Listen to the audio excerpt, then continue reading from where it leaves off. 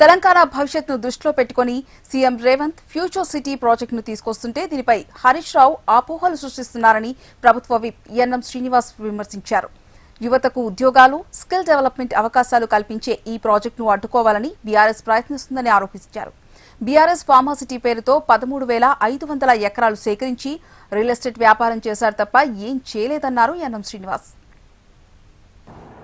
హరీష్ రావు గారు వాళ్ళ అబ్బాయి కాన్వకేషన్కో లేకుంటే ఎండాకాలం ఉంది కాబట్టి చల్లగా అక్కడ ఉండొచ్చు అని విహారయాత్రకు వెళ్ళిండు, అమెరికాకు పోయిండు. పోయిన వాళ్ళు హాయిగా కుటుంబంతో గడపక అక్కడ నుంచి కూడా తెలంగాణను ఆగం చేసే ప్రయత్నం అమెరికా గడ్డ మీద నుంచి కూడా కొనసాగిస్తూ ఉన్నారు.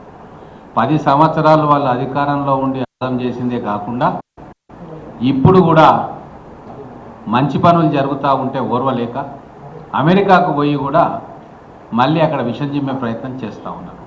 భారత్ ఫ్యూచర్ సిటీ అని చెప్పి ఒక కొత్త నగర నిర్మాణానికి రేవంత్ రెడ్డి గారు తెలంగాణ రైజింగ్ విజన్ 2047 అని చెప్పి ఒక అద్భుతమైన ప్రణాళికను గ్రౌండింగ్ చేయబోతూ ఉన్నాడు.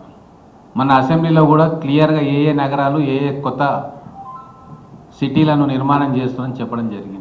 వాళ్ళు ఫార్మా సిటీ అని చెప్పి ఏదైతే కాలుష్యకారక ఇండస్ట్రీస్ తీసుకురావాలని చెప్పి ఆ రోజు 13,500 ఎకరాలను అక్వైర్ చేసే ప్రయత్నం చేసిండ్రు.